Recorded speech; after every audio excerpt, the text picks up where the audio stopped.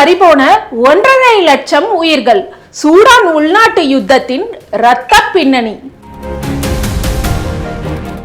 விவசாய நிலங்கள், எண்ணெய் வளங்கள், தங்கச் சுரங்கங்கள் என இயற்கை வளங்கள் நிறைந்த ஆப்பிரிக்க நாடு சூடான்.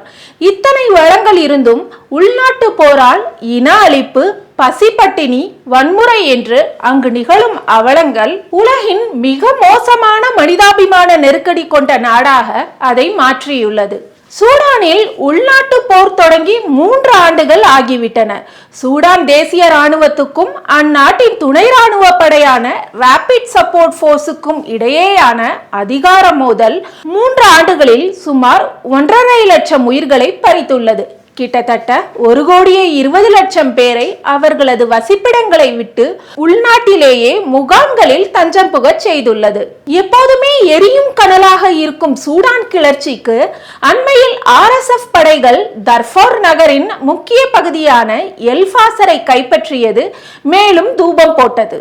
அதன் பின்னணி குறித்து சற்று சுருக்கமாக பார்ப்போம். 20ஆம் நூற்றாண்டின் தொடக்கத்தில் சூடான் பிரிட்டிஷ் காலனியாக இருந்தது.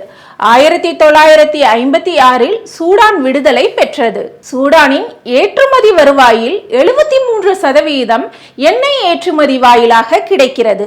விவசாயம், எண்ணெய், தங்கம் என இத்தனை வளமும் இருந்து சூடான் உலகின் மிகவும் ஏழ்மையான நாடுகளின் பட்டியலில் தான் இருக்கிறது. காரணத்தை தேடினால் அங்கே நிலையான ஆட்சி இல்லை, ஜனநாயக அரசு இல்லை, சிறு குழுக்களும் கிளர்ச்சியாளர்களும் இராணுவமும் தான் ஆதிக்கம் செலுத்த முடிகிறது. இராணுவத்துக்கும் துணை இராணுவத்துக்கும் இடையே அதிகார மோதல் என்று பட்டியல் நீளும். சூடான் நாட்டில் மக்களால் தேர்ந்தெடுக்கப்பட்ட ஆட்சி கவிழ்ப்பு 2021இல் நிகழ்ந்தது.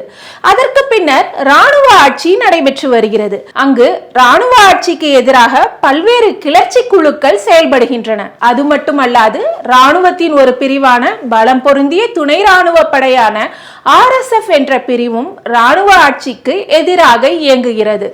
RSF-ஐ இராணுவத்துடன் இணைக்கும் முயற்சி தொடர்ந்து தோற்றும் வருகிறது. 2023இல் இந்த RSF சூடான் விமான நிலையத்தை தனது கட்டுப்பாட்டுக்குள் கொண்டு வந்தது. அப்போதுதான் சூடான் இராணுவம் இந்த RSF படைகளை ஒரு மிகப்பெரிய அச்சுறுத்தலாக பார்க்க ஆரம்பித்தது. இந்த RSF அமைப்பின் வேர் ஜான்ஜாவிட் எனப்படும் கிளர்ச்சி குழுக்கள்.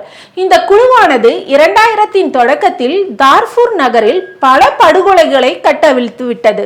இப்போது துணை இராணுவ படை என்ற முகத்தோடு இன்னும் கொடூரமாக செயல்பட்டு கொண்டிருக்கிறது.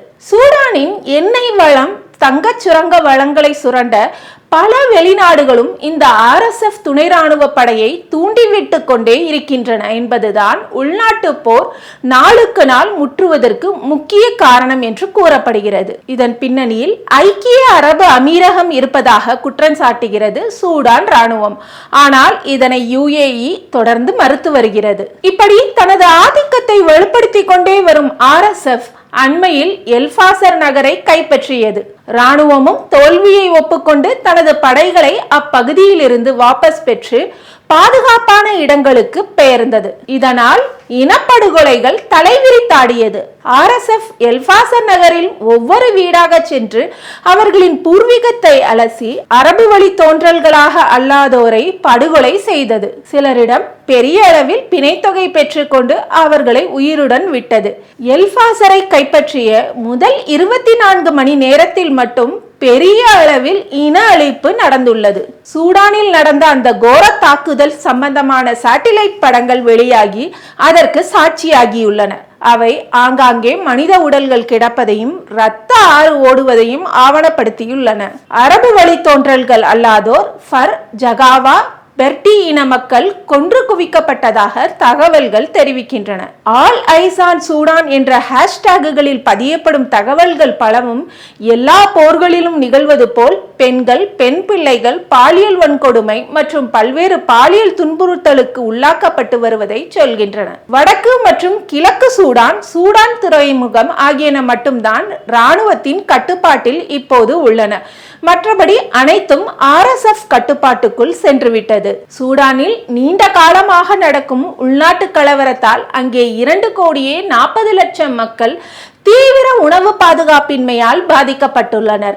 பல இடங்களில் பஞ்சம் தலைவிரித்தாடுகிறது. எல்பாசர் அருகே உள்ள புலம்பெயர்ந்த மக்களுக்கான ஜம்ஜம் முகாமில் கூட உணவு பாதுகாப்பு இல்லாத சூழலே நிலவுகிறது. கூடவே காலரா உள்ளிட்ட தொற்று நோய்களும் ஏற்பட்டுள்ளன. இதனால்தான் ஆல் ஐஸ் ஆன் சூடான் என்ற ஹேஷ்டேக் சூடான் வன்முறை மீது சர்வதேச கவனத்தை ஈர்க்கும் வகையில் சமூக வலைதளங்களில் ட்ரெண்ட் ஆகி கொண்டிருக்கிறது.